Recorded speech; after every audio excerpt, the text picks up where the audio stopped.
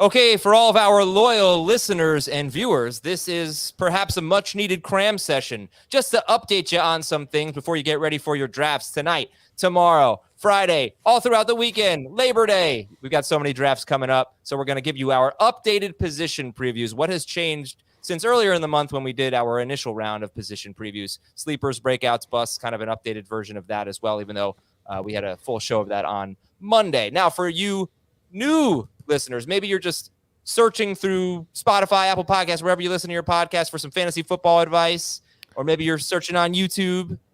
Yeah, it's okay. We forgive you for not being here for the ride. We've got this cram session for you, your cheat sheet, your Cliff's Notes to get ready for your draft. So here we go. What's going on, Dave and Heath? Are you ready to cram a ton of fantasy football knowledge into 1 hour? I am so ready to cram the information into 1 hour. I am about to explode.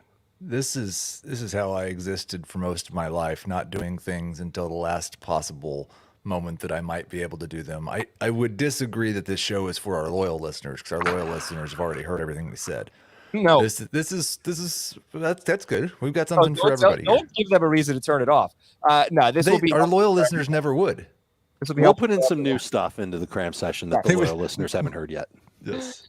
I do have to ask, before we get into the position preview updates, what was the biggest news from yesterday? Heath, biggest news from yesterday? I mean, I think probably it's the Marlon Mack thing. Just because, like, I thought Dameon Pierce was the lead running back, but I thought there was a possibility that he was going to have to share with both Marlon Mack and Rex Burkhead early in the year. Like, they might want to give Marlon Mack a chance to prove that he has nothing left. And they've seen enough to see that he has nothing left. So I bumped Dameon Pierce up a little bit higher. I don't think I'm going to get to draft him very often, but I do think, like, top 12 running back is in the range of outcomes. Okay. Yeah. Yeah, let's get this. He might get 15 carries and 3 or 4 targets a game. Let's get this Twitter poll up. Let's take a look, because I think it's pretty stunning at this point. But I saw the poll. I gotta. Nobody knows what it is. Right? I won't. Yeah, go ahead.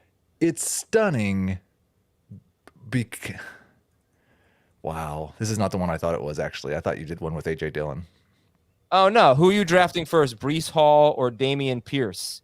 Okay, so you have the elite running back prospect, first one drafted in Breece Hall, and then Dameon Pierce, this guy, I don't really know how to describe him as a prospect. I guess kind of interesting. We just didn't see a ton of him at University of Florida, but doesn't really compare prospect-wise to Breece Hall.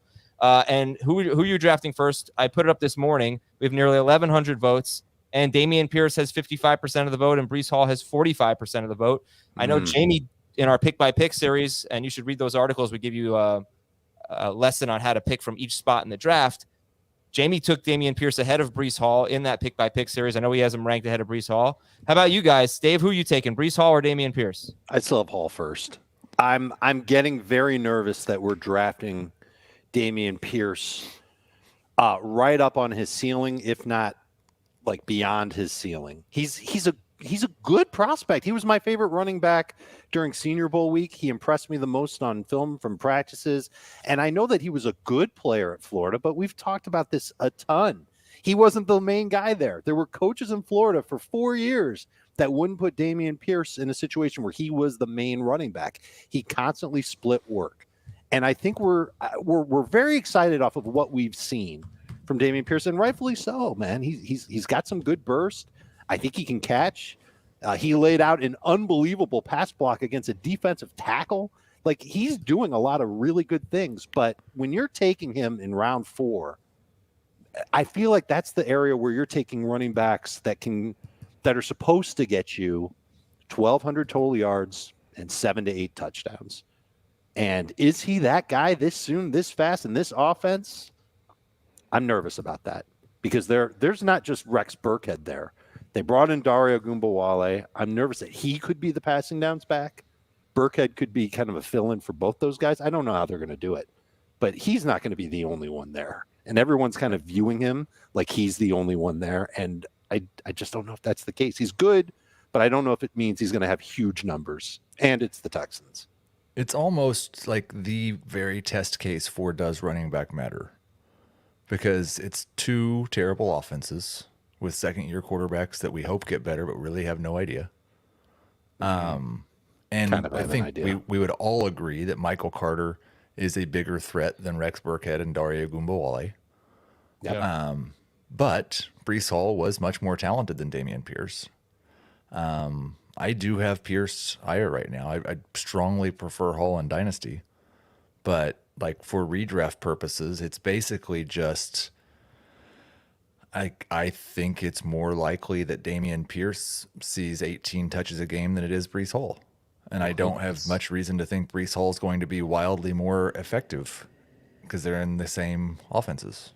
Look at this comment. Dameon Pierce is the Bishop Sankey of 2022. What a throwback. But I think some people might say that Breece Hall could be the Bishop Sankey of 2022. Like you can make the argument for both of these guys that they're being anointed way too soon, and they could both fall off. They could both be wastes of a 4th round pick. Yeah. Hopefully I've got to admit that I do not recall Bishop Sankey. Bishop Sankey was Bishop Sankey. I mean, I remember the name, but I don't remember us getting really excited about him. And I don't know if you were here. You were not. I do not think you were on Fantasy Football today. I mean, you can check your personal. No, I was note definitely feed. not on Fantasy Football today, but I was producing fantasy football content. Do you I just remember don't where you had recall him Sankey being a ranked? thing. All right, let me move us forward to something a little bit more relevant to this decade. Dave, you give me now your biggest news item. What was in your opinion? So we'll do this, and then we'll get right into the position previews after. Of course, I'll tell you about the Draftathon tonight and some cool things you can bid for on eBay to benefit St. Jude. But Dave, biggest news item for you? Oh, I don't know if there was anything huge that came out of yesterday. Yeah, I don't. There really wasn't. It used to be that cut down day had some pretty big news bites, but I don't know. Gallup isn't going to be on the pup list. I mean, And Drake. you mentioned Dobbins. Yeah, I Drake. think the Ravens. But was Drake really a thing yesterday, or was that like 2 days ago? No, Drake was a thing yesterday, and we did talk about it on the show yesterday. But then we also got a report from Ian Rappaport that J.K. Dobbins may not be ready for Week 1. I may have also talked about that on yesterday's show. I don't really remember. If we're counting news from this morning, then I think Sony Michel would qualify. Look into the Chargers. Yeah, he could end up somewhere where he's got some value. So what did you say before the show, Heath? You were talking about 3 late-round flyer running backs. It was Kenyon Drake versus Sony Michel versus somebody Dave had said that I don't remember. Ronald Jones, but I think there was another guy besides Ronald Jones. But anyway, like I do think Sony Michel would just take that role from Joshua Kelly in a heartbeat. And Isaiah Spiller is obviously behind Kelly. And there's a chance that like the one thing Sony Michel's done throughout his career is score rushing touchdowns. And last year was really the first time we saw Austin Eckler do that. True. It would be very weird if Sony Michel signed with the Chargers and then immediately got thrust into Not only that would take role. all of the short yardage work, but I think if they spelled Eckler with Sony Michel, they're not doing it in the passing game. Or No. But It would only think be- about it. Why would they want to telegraph? I guess it's one thing if it's literally the 1 yard line, but if it's red zone, even inside the 10, I still think they'd want to have Eckler back there to force defenses to respect him as a pass catcher out of the backfield. Okay. But you're right. Maybe when it's 1 or 2 yards out, maybe they bring in Sony, and then they're telling the defense, yeah, we're going to run it right down your throat, and there's nothing you can do about it because we got Sony Michel. Yeah. But I don't know. I don't know. They didn't do that last year, and Eckler did a good job. Brian Robinson was put on the 53-man roster, which means that he's not going to be out for the season. Right. Well, Did you catch that video of him walking into Redskins Awesome. Park or Commanders Park? Sorry. Yes, it was great. I don't know why, but I was so happy to see that. I'm so happy that he's okay. Of course. I guess I'm just happy that he's good. Not for fantasy at all. Don't have him on any of my teams. I'm glad he's okay. He'll be back this year. Well, I want to put him on some of my teams. I want to. Oh, it's a great idea if your league has IR spots to draft him. When your draft is over, move him to an IR spot. Well, and then he's go to your not waiver wire currently and on pick the somebody IR. They else. haven't decided that yet. That's true, but I think they're going to. And when they do, I didn't even make the noise right. I took him yesterday in There it round is. 10, I think, of the league that I'm Pick by pick. not supposed to talk about. Oh, we're not? Okay. Mystery League.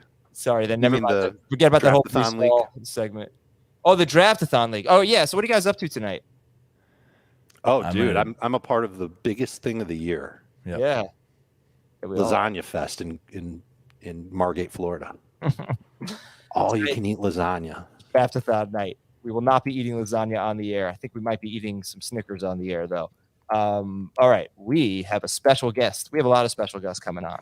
About 20 people from the industry. But we got Deebo Samuel coming Boom. on our Draftathon tonight with Heath. Heath gets Deebo Samuel hour. 8 p.m. Eastern. He'll be on right here on YouTube, youtube.com/fantasyfootball today. The Draftathon, for those of you who don't know, the new listeners who are listening to this Cram session, 6 hours of fantasy football advice and other fun topics. We're going to get off subject. We're going to goof around. It's going to be great. We're all raising money for St. Jude. So we're bringing in industry people, Samantha Bravidi, Chris Harris, Mike Wright from the Footballers, Jake Seeley from The Athletic, Donkey Teeth is coming on, Joe Pisapia is coming on, Deebo Samuel's coming on. Gosh, man. And about 15 others. Isn't Jim Nance going to be on? Yes, is coming on. Yeah, he's on the 6 to 8 portion, which is on CBS Sports HQ, 6 p.m. to 8 p.m., CBS Sports HQ. Watch it there. On YouTube, youtube.com/fantasyfootball today. We're starting at 7:30 with a little pregame show with Ben Gretsch and a couple of guys from CBS Sports Network joining us. And then 8 p.m. Eastern, that's when Heath will be on from 8 to 9, Dave from 9 to 10, Jamie and Nando, yikes, from 10 to midnight. He's just going to torture me for 2 hours, but it's going to be amazing. So be part of it. CBS Sports HQ starting at 6 o'clock, and then 7:30 is on youtube.com/fantasyfootball today. Now, Trophy Smack, a couple of things that you can get on our eBay page. We can put a link to that in the YouTube chat. There's already a link in the episode description for you listeners. Here's the Trophy Smack ring for your fantasy league champions. They're freaking awesome. And this says Fantasy Football Today on it. It's got the St. Jude logo. So we're giving this away, or we're putting it up for auction. And I've got that big championship chain sitting on my couch over there. You probably saw it a couple days ago. You need to put it back on camera. All right. I'll try to do it a little bit later. Okay. I will. But yeah, anyway, go to the eBay store. There are also a couple of podcast leagues, one with me, one with Heath, that you can be part of as well. Now, position preview updates. Here we go. Let's start with quarterback. It's a fairly stress-free position, unless you're in a very deep league. But when is the right time to take a quarterback, Dave? When you feel like you're getting a good value on one. When you feel like, I'm not reaching at all. And you don't have to feel like, I'm stealing this guy from the rest of the league. It's got to be kind of that sweet spot. And I know it's a sense that you just have to have. And I think anybody can get that sense. This isn't an intuition thing. It's when you're looking at your draft, you see the running backs that are left are just kind of receivers, there isn't a good tight end, but there's a quarterback that's there, and you can look at an ADP from any side of your choice and you go, okay, this seems good to take a quarterback. Now, if you're in a league with people that take quarterbacks early, where Josh Allen is going in round 1 or round 2, and then Mahomes and Justin Herbert right after that in round 2 or round 3, don't panic. There's still going to be a time where you're going to feel like it's a good value on a quarterback. And if everybody else in your league is taking quarterbacks early, like earlier than ADP, don't panic, because there's going to come a time where there's going to be good value on even somebody like Derek Carr, Kirk Cousins, not necessarily in this order, maybe Russell Wilson, definitely Dak Prescott. He's starting to slide. The only caveat is Trey Lance, where I think people are going to gravitate toward Trey Lance right around 100th overall. There's more downside to him now that Jimmy Garoppolo's staying, but there's a lot of upside too. And if you draft Trey Lance and you get another quarterback behind him, maybe a Matthew Stafford on top of the other names I gave you, I think you'll be okay. And I think you might even want to start Lance against Chicago in week 1. Yeah, Tom Brady also incredible value. He's the best one. It's unbelievable. His ADP on every site, he's like the 9th quarterback off the board. and it's insane. On Fantasy Football Calculator, he's the 12th quarterback off the board. Insane. Like you're gonna. That's an insane value. He looked great in the preseason, and guess what?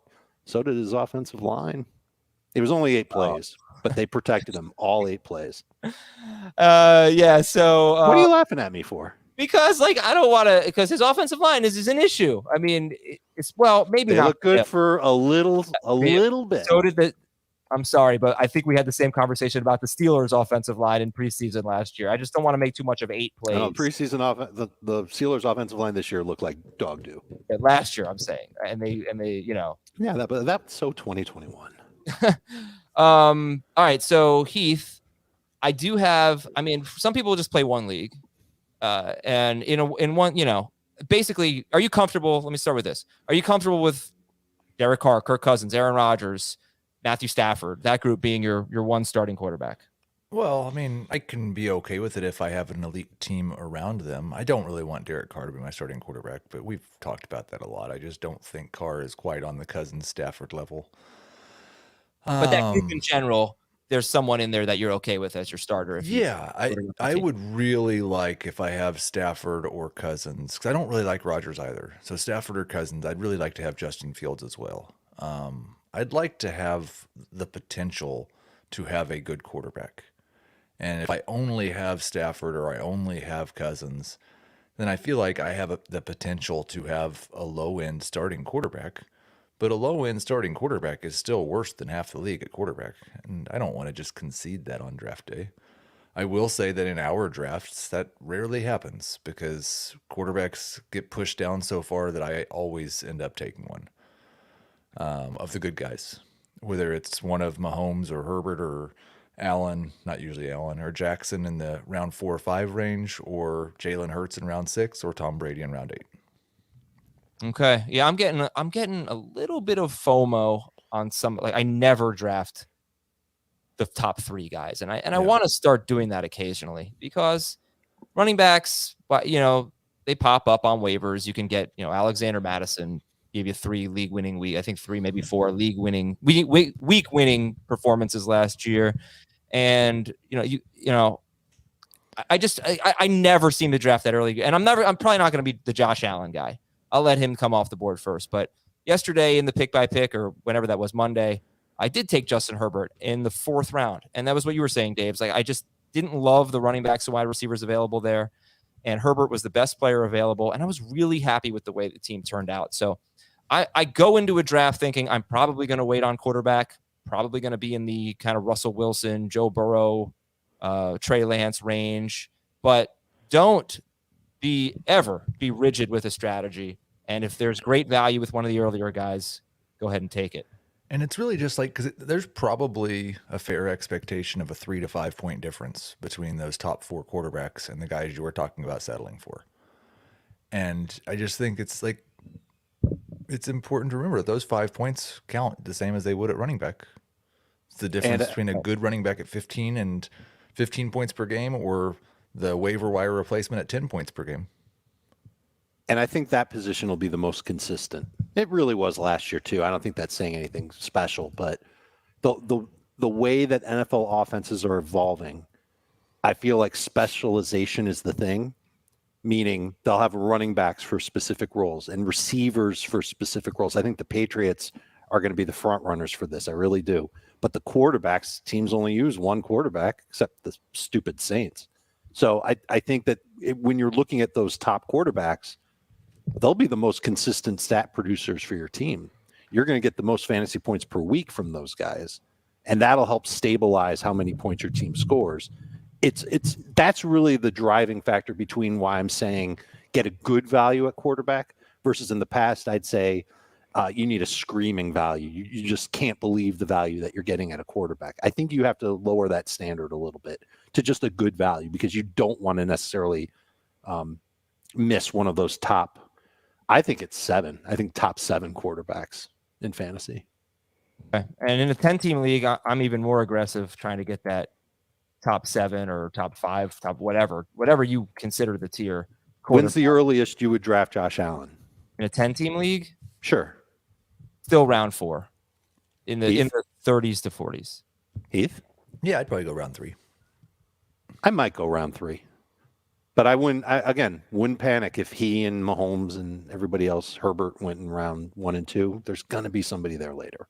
All right, this is kind of the easiest position, so I think we should move on. I'll just tell you that Josh Allen is the first quarterback to repeat as QB1 in 4-point per pass touchdown leagues since Dante Culpepper in 2023 and 2024. We just so rarely get a repeat QB1, and he's done it twice in a row. There also have been 8 quarterbacks, obviously. So over the last 4 years, if you look at the quarterbacks who have finished as QB1 or QB2, that's 8 quarterbacks. 7 of them were drafted as QB9 or later, and that is amazing. The only exception was Josh Allen last year. So you get amazing value, QB9 or later, 4 straight years. All right, you guys want to just give me names, just names. Sleeper, breakout, bust. Heath, give me a sleeper, breakout, bust quarterback. Justin Fields, Jalen Hurts, Aaron Rodgers. Justin Fields, sleeper. Jalen Hurts, breakout. Aaron Rodgers, bust. Dave. Trevor Lawrence is the sleeper. Let's go. I'll say Lance is the breakout. And the bust, I mean, I really think it's Rodgers. I'm going to agree with Heath. I'm sorry, if Tom Brady is really QB12, he's a sleeper too. A 45-year-old sleeper. It just sounds stupid to call the greatest quarterback of all time a fantasy sleeper. But he's not actually QB12 on any real draft results, right? Fantasy I've football. never seen him go 12. Those are mock drafts, though. No, Oh, I've seen him go for $4 in a $200 salary cap draft. To me. Nice. All right, let's take a break. When we come back, running backs, hero RB, zero RB. What's the best way to go at the running back position? We'll tell you right after this on Fantasy Football Today. By the way, we also have some rankings disputes and some emails and more news. So stick around for that. We'll be right back. Let's talk about running backs here. Most of our advice, just so you know, is kind of based on 12-team leagues. And one thing that we've noted many times in the offseason or throughout this draft season, is that 2 receiver leagues versus 3 receiver leagues might have a pretty substantial impact on, I don't know, I might be stretching it, might have a bigger impact on the way you draft, even more so than like half PPR versus full PPR. And 2 receiver versus 3 receiver not only affects how you draft receivers, but running backs and receivers are so tied together. But let's talk about running back here. And, is hero RB, which vaguely is you draft one running back early and then kind of forget about it for a little while. I don't know if there's a specific round that you come back to it, round 5, round 6. Whenever there's a good value. Yeah, but if you say there's a good value in round 3 and that's your RB2, then you did not go hero RB. Yeah, too bad. I'm happy to take that value in round 3. But is hero RB just is that a good way to go, in your opinion? One stud and then fill in other positions. It is a good way to go when that's the way the league presents options to you. I think the teams I'm most happy with are the teams that have McCaffrey or one of those top 3 running backs and then a bunch of wide receivers and tight ends. Or when I take Kupp or Jefferson in round 1 and Aaron Jones in round 2 and then a bunch of wide receivers. So it's funny because I do like 2 teams that I've drafted last night and currently ongoing have 3 of 4 running backs, 3 of my first 4 picks. So I'm not opposed to that either. But I think I like hero RB slightly more than zero RB. I agree. I think one of the reasons why it works this year is because there's actually some pretty good depth. When you get to round 7 in your fantasy draft, you're going to look at the running backs that are there and you're going to recognize, okay, they're not perfect, but there is a path where you could see some of these guys being helpful for your fantasy team for anywhere from a month to maybe, if things break right, the whole way. And so I really like the hero RB strategy too, especially if I'm in a league where I have to start or where I can start 4 or more wide receivers. So like a lot of our mock drafts, it's 3 receivers and a flex. That qualifies. Leagues where you start 2 wide receivers and there's 2 flex, that qualifies too. So I like that, but it really comes down. Yeah, I agree with you. You can't commit to it. It just comes down to what's there when you're picking. And I think it's foolish to say, well, I'm going into my draft and I'm going to take a hero RB and you take Dalvin Cook in round 1 and it's round 2 and Alvin Kamara is staring you in the face. You're really going to take Mike Evans or or DJ Moore ahead of Alvin Kamara? Heath might say yes, but I won't do it. And so suddenly I'm going from zero RB to hero RB, or from hero RB to robust RB, whatever the hell. These names are stupid. But I don't care. You need to be flexible. You should know what these strategies are so that you can apply them when they present themselves, whatever, on draft day.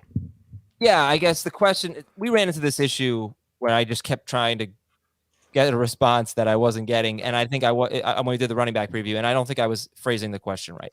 So the question is, if you took a running back in round 1 and you're in round 2 and the best player available is a running back, do you feel any hesitation to take that player because running backs get hurt more frequently and seem to be a little bit more volatile? Although I think it's really not necessarily the case. I mean, that they're not necessarily, they have the reputation of being more volatile than wide receivers, but the evidence I've seen lately has not necessarily confirmed that.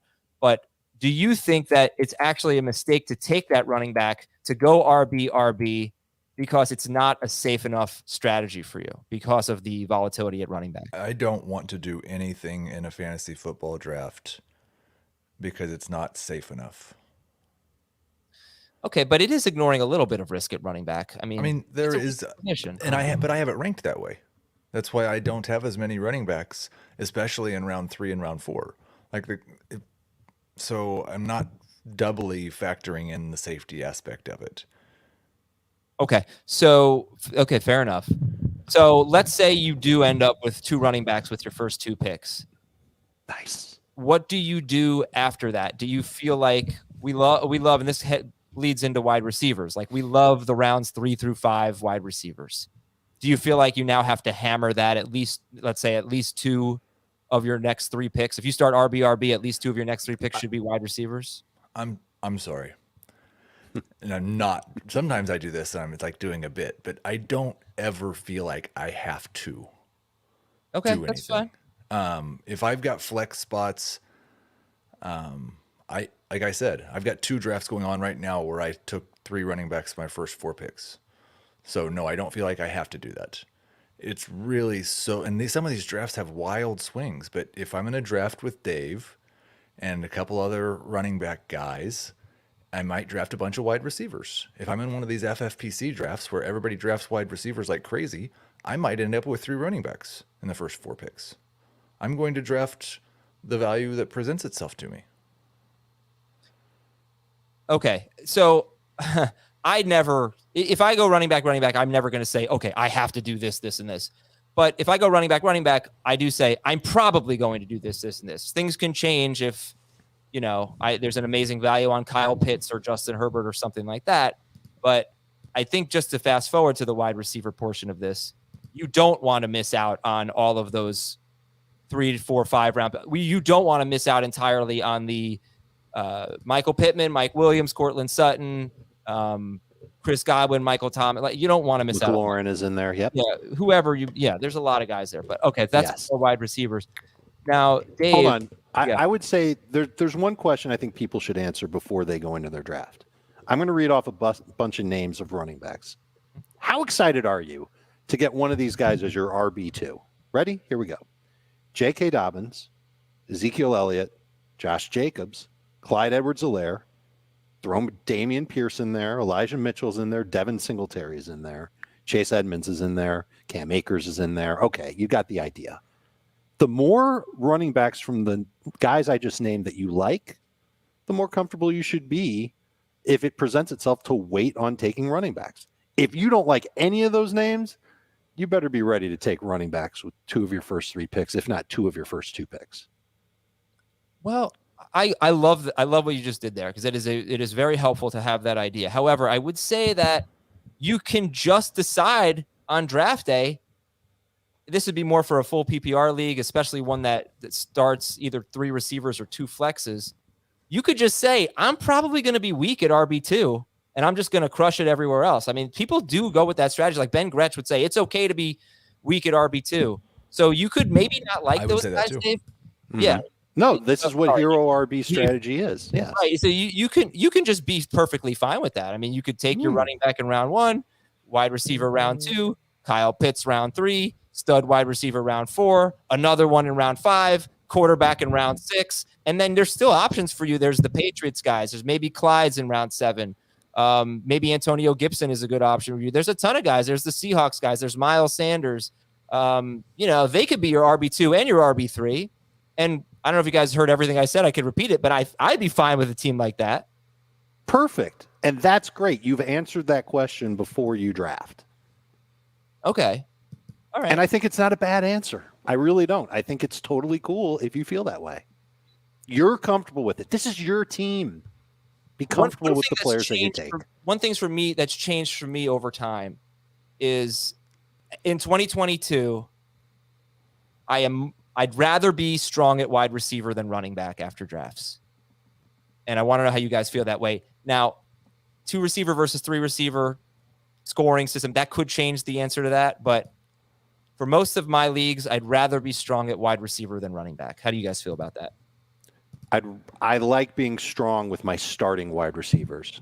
I'm okay if I've got questionable wide receiver depth because I'm confident that I can find receivers off the waiver wire, particularly early in the season.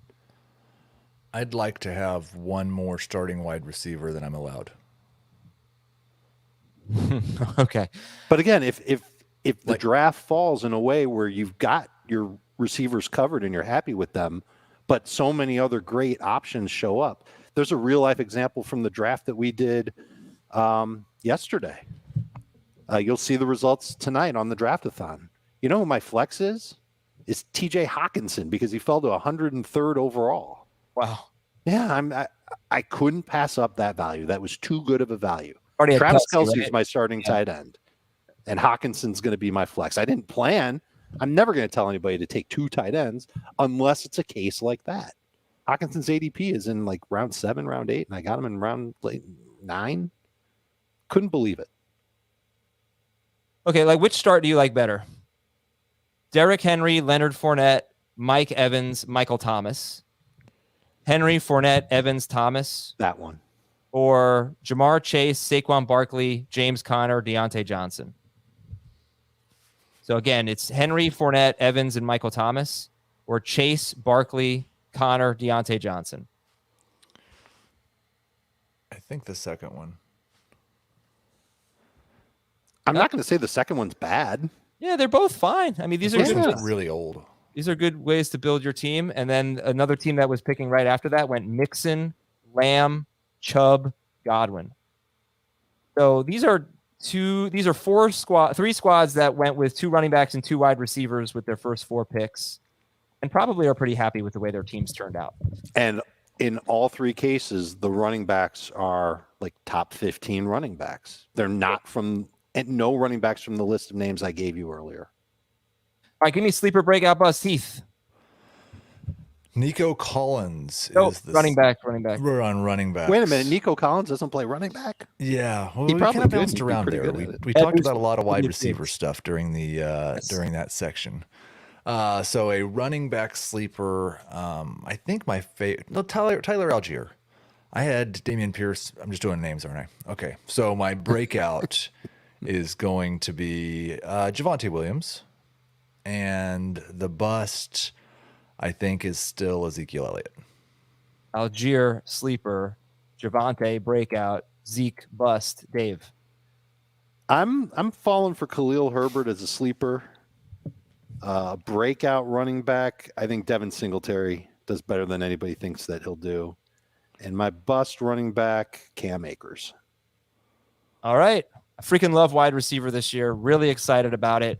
I asked you this on the position preview. Let's do it again. I want blank of my top blank wide receivers.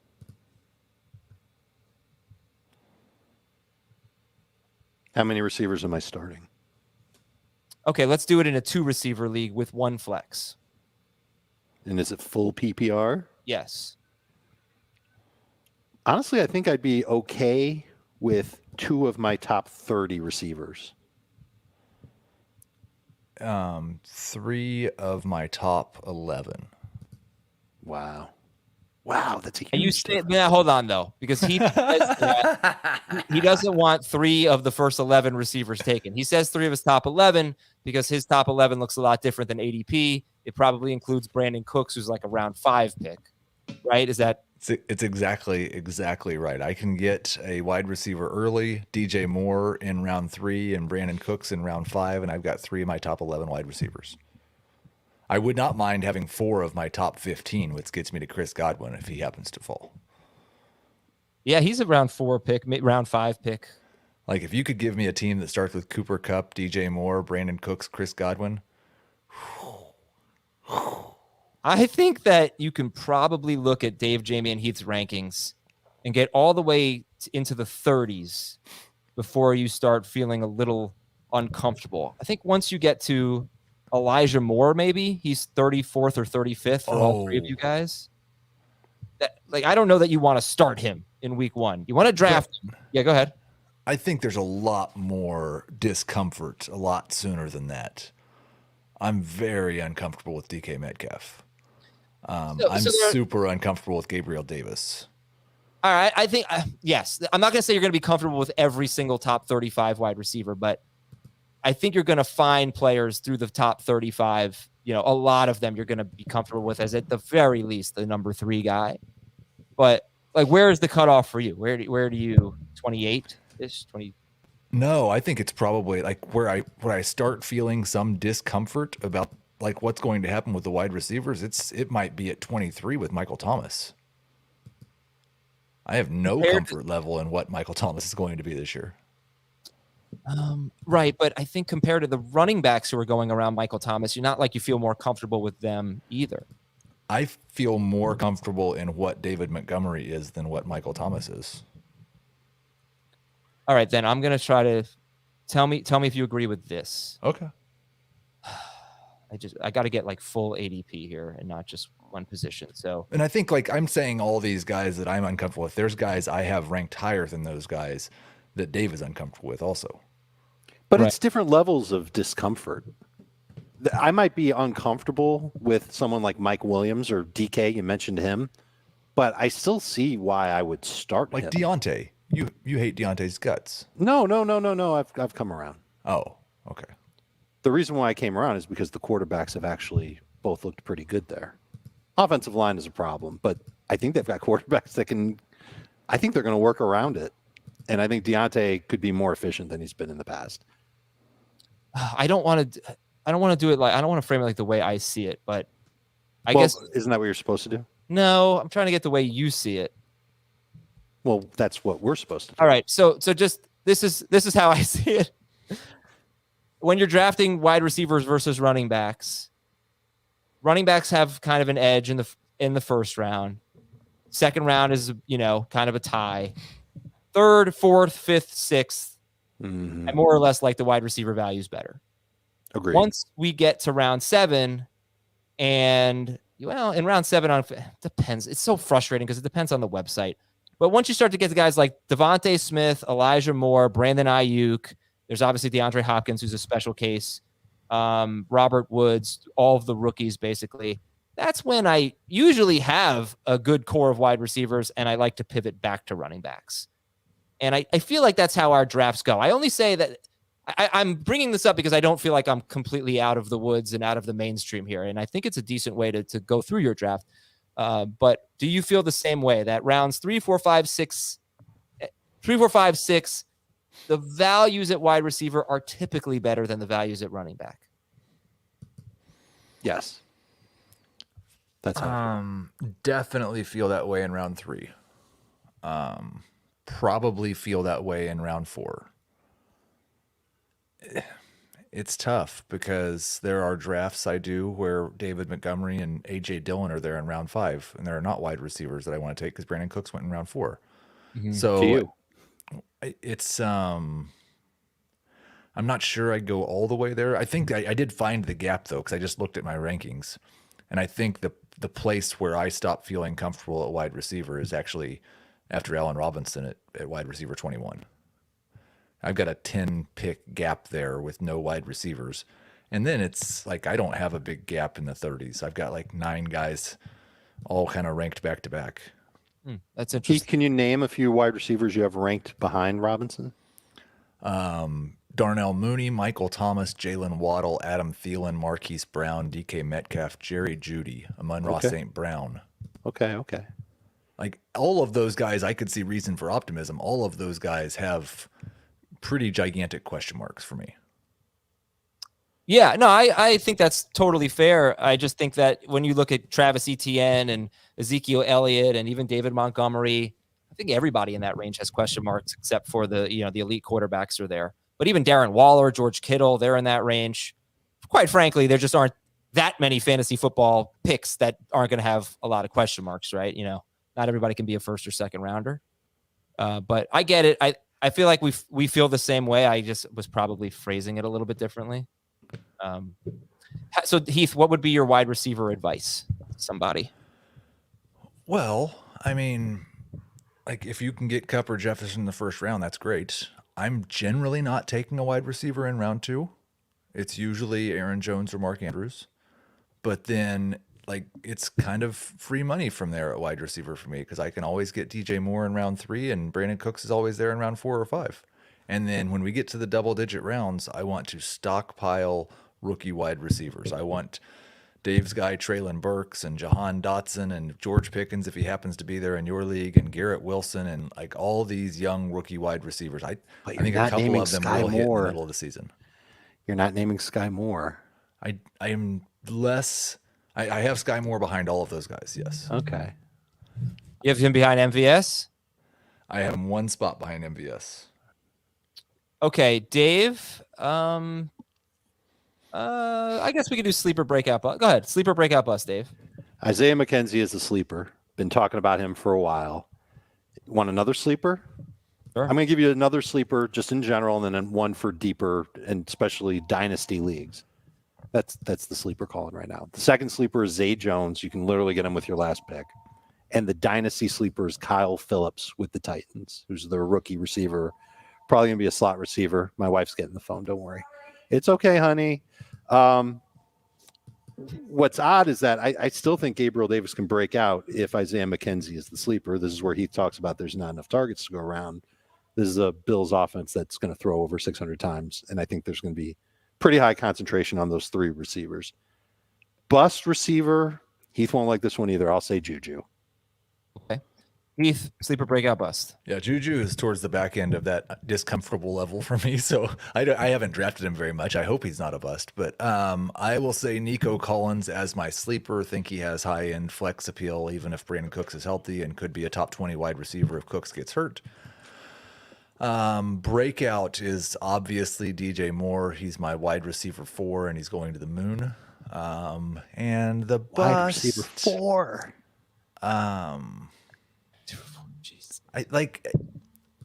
I'm in a draft right now where Gabriel Davis just went with the second pick of round 4. So That's early. Gabriel Davis, depending on where he's drafted, but I don't know if there's a wide receiver who's just I'm afraid Debo's going to be no, I can't say that. Not Debo. Yeah, let's say that at 8:00. He's going to be awesome. He's going to be on a lot of bust lists. I'm going to say, like, we're not worried about you. We're just wondering if there's enough passing stats to go around. What about Jalen Waddle?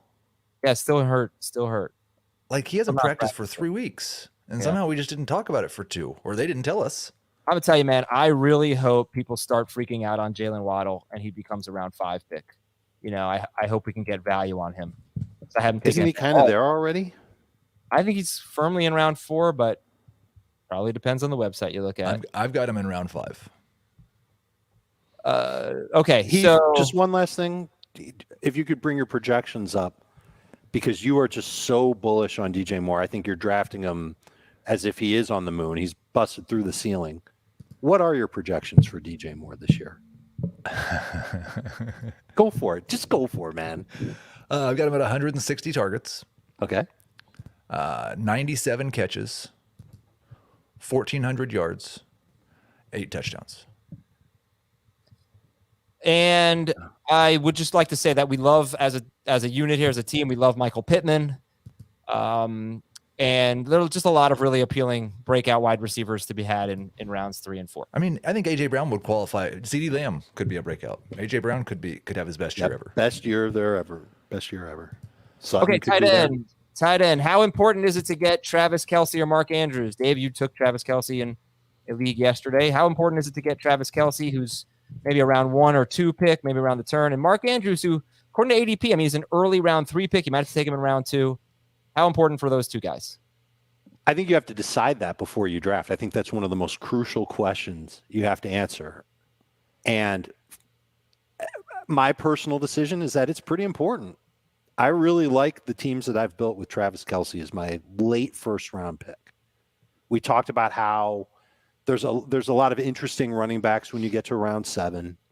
Maybe some values on running backs from the dead zone that actually hit round 7 that you're happy to take. And the receiver depth, while we're uncomfortable when it gets to the 30s, there are still some decent names there that you could say, all right, I don't mind starting an Elijah Moore when I've got, a top 10 receiver playing at tight end in Travis Kelce. So I don't mind prioritizing Kelce in late round 1. And I can make the case for taking Mark Andrews in round 2. He does a better job of it than I do. But if you're hell-bent on having that advantage, take Andrews in late round 2. Maybe even middle of round 2. And if you miss on both those guys, there's Kyle Pitts. But you have to prioritize whether or not you want one of those 3. I think maybe the guy who's done the best job of making the case for Mark Andrews in round 2 is Jacob Gibbs. Mark Andrews' route participation, targets per route run, production per route run when Marquise Brown has not been on the field has been the same as an elite alpha number 1 wide receiver. Yeah, okay. That's pretty good. I think the thing that's changed is all offseason the Ravens were talking about we need to run the ball more. The reports were they want to be like they were in 2019. And Andrews was good in 2019, but he was crazy in 2021, especially when there was no Lamar Jackson. And so a lot of the offseason focus was there's no way they're going to throw the ball 55% of the time. Last year it was like 63% of the time. It was crazy for Baltimore. But let's look at their situation right now. Kenyon Drake might be their starting running back in week 1. We don't know exactly when J.K. Dobbins is going to be back. We assume he'll be back relatively soon. They might not get their wish. And if they don't get their wish and they have to throw more, then, oh, baby, Mark Andrews could be right there, if not ahead of Travis Kelce. It's now way more in the range of outcomes for me than I thought it was a month ago. I found the tweets, so I'm just going to say them real quick for Andrews.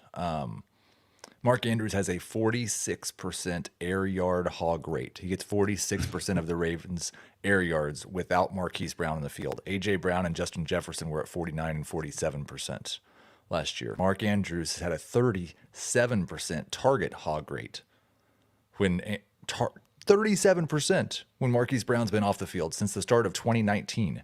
A.J. Brown was at 36% last year when he was on the field. Is there a difference between target hog rate and target rate? I don't know that. Target hog rate. Target hog rate. Target hog rate is I just found the definition. Please. It's the percentage of team targets a player accounted for while he was on the field. Yes. So target rate would be total team passes for a game. These were the targets that Mark Andrews got when he was on the field. Right. Okay. But that percentage is going to be higher for, I would imagine, every player. Yes. But nobody's was higher than Mark Andrews without Marquise Brown. All right, let's move on here. When do you draft Kyle Pitts? I think if you want to have a stud tight end and you miss on the first 2, you're okay to take him middle to late round 3. I'm on board with that as well now. Too many running backs have fallen behind him for me. It doesn't mean I have to rank it that way, but this is one of the personal decisions you should make before your draft. And you should be comfortable with it. And I'm comfortable with it if I'm getting more and more comfortable with it for my teams because I think I want to have that tight end edge. And I'm especially with all the concerns about Dalton Schultz. Like before, 3 weeks ago, I would have told you, yeah, Waller's still going to be good for fantasy and Dalton Schultz is going to be good. But things have happened to those guys that make me a little squeamish, a little more uncomfortable, since that seems to be the word that we're using for the Cram session. I do want to clarify that just because I am now okay with Kyle Pitts in round 3, I still have the same difference between Andrews and Pitts that I have between Pitts and Dalton Schultz. So I still like Andrews in round 2 a lot more than Pitts in round 3. I would not pass on Andrews in round 2 thinking I was going to take Pitts in round 3. Schultz is your number 4 tight end? No. Oh, what is he, number 6, 5? He is number 7. 7 behind Goddard. Between Waller, Goddard, Kittle. Yeah. Yeah, I've got him higher than that. You guys are basically avoiding George Kittle at this point. At his I bonus. am. But now there is a path for him to regain relevancy if Garoppolo starts for San Francisco here. And I don't know if that's going to happen in week 3 or week 10. But if he does end up playing, then I think that helps Kittle quite a bit. I think the presence of Jimmy Garoppolo protects the floor of those 3 in a way that I wasn't projecting. Because if Trey Lance is terrible, there is another choice now. But if they're winning, even though Trey Lance is just okay, if Trey Lance is terrible, it's one thing. They won't be winning. But if they find ways to win in spite of Trey Lance not being prolific as a passer, it's going to be bad news. They're not going to just switch to Garoppolo to make us happy in fantasy land. Okay, so if we don't, get the tight end we want, who do we fall back on? My first fallback, assuming I don't get Goddard at a good value, or Schultz, or even Kittle, is Hawkinson, because I still think he's going to have a good target share when he's playing in Detroit. I still feel like Jared Goff isn't going to let it rip. I don't think he'll be asked to let it rip. He's going to focus on those short and intermediate throws. It's made me more interested in St. Brown, and it's made me interested in Hawkinson if it's the right spot in a draft. And I think the green light on Hawkinson comes on starting in early round 8. You know those adventure movies when you fall off a cliff and you're always kind of like hitting things on the way down that slow you down just enough to make it plausible that you might survive the fall? Dallas Goedert would be the first branch on that fall, and I'm hoping I stick there. And if I fall past Dallas Goedert, it's probably Cole Kmet, but that's a pretty good fall. And if I miss Cole Kmet, then I'm just down in the Tyler Higbee, Evan Ingram range. So Hawkinson isn't even a branch? I don't ever find TJ Hawkins to be at the top of my draft board. And I'm still in on Cole Kmet. I know the Tyron Smith thing is not good for anybody, and Jerry Jones says, Schultz. Sorry, I am also in on Cole Kmet, but I am still in on Dalton Schultz. Sure. Basically, if I can't get Kelce, Andrews, or Pitts, I'm usually not taking Waller or Kittle unless it's like late round 5. Maybe I'll take Waller. Schultz in round 6 has been kind of a strategy for me all year. I'm fine with it. And then if not him, probably Kmet.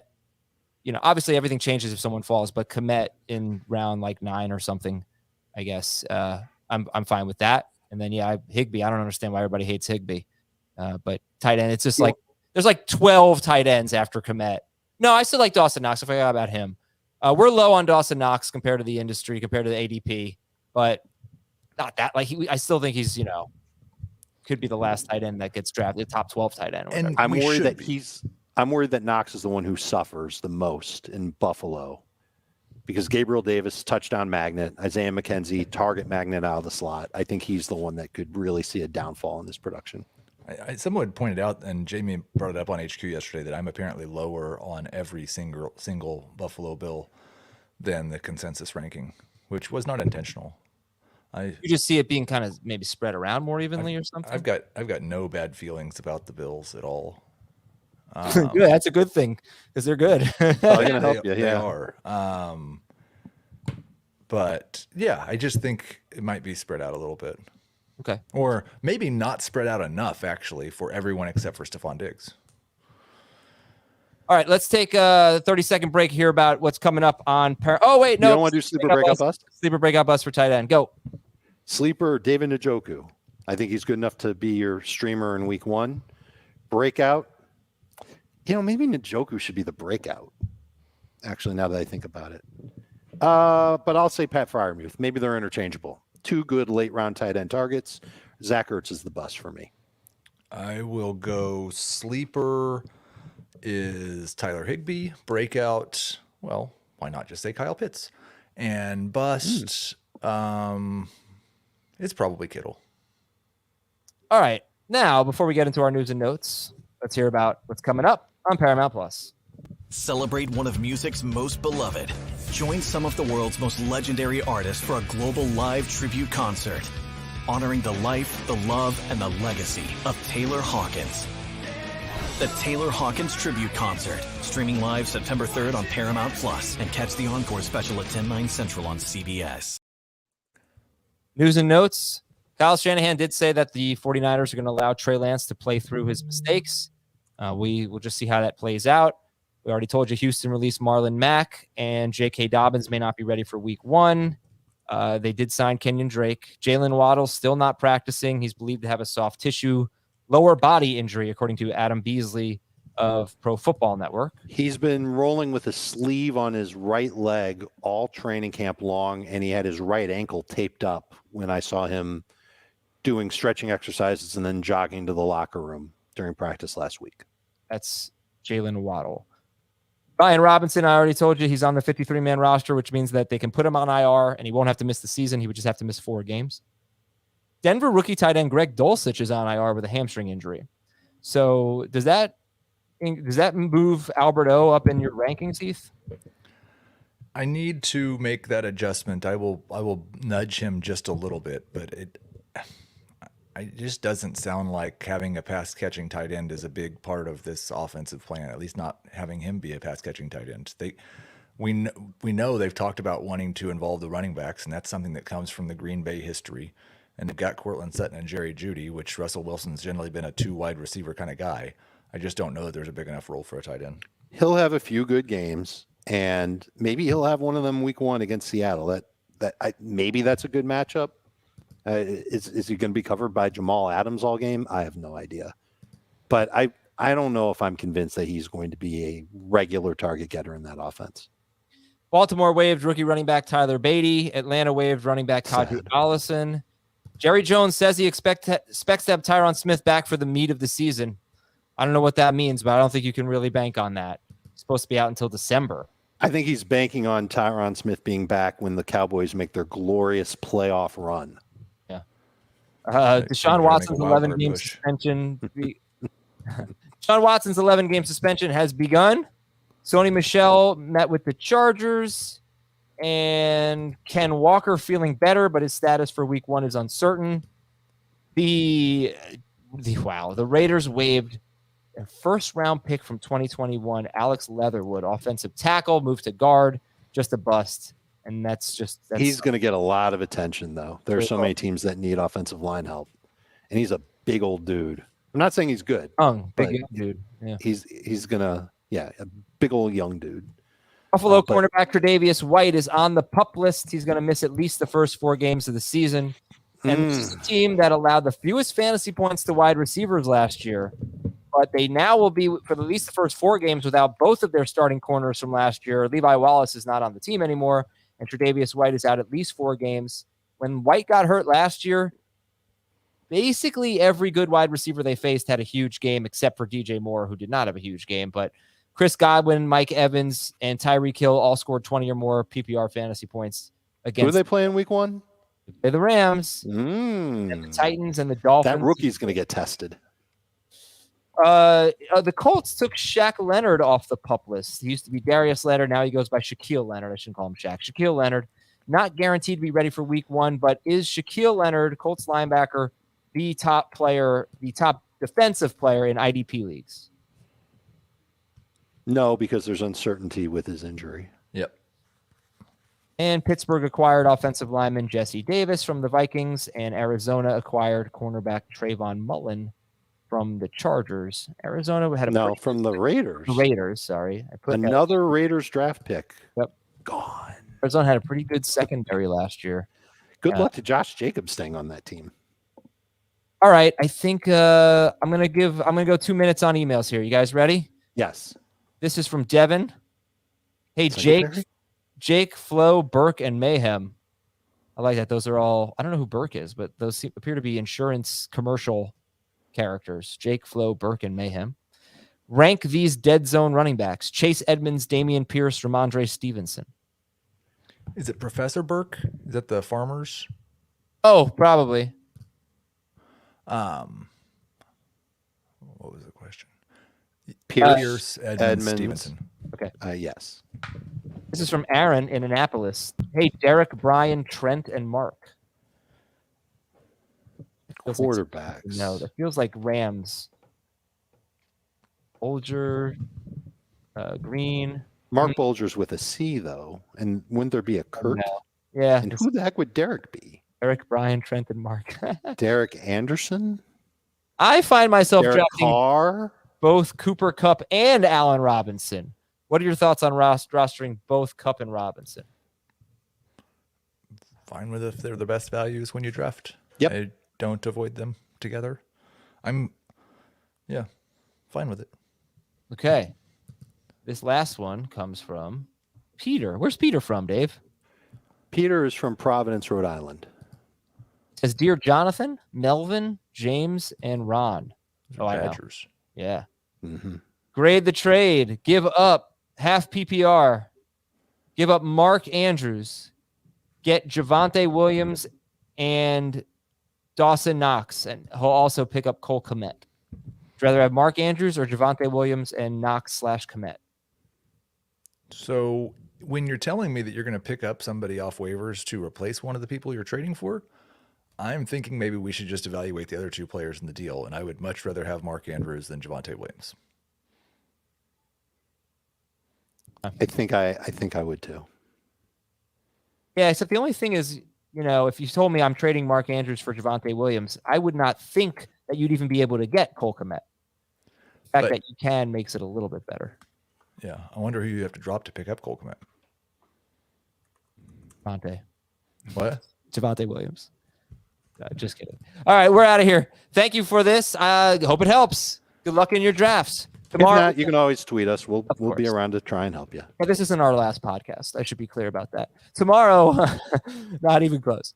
We'll be back with bold predictions. And tonight, it's Draftathon. We'll see you 6 p.m. Eastern on CBS Sports HQ, 7:30 p.m. Eastern right here, youtube.com/fantasyfootball today. Have a great day. Let's raise some more money for St. Jude. We'll talk to you later.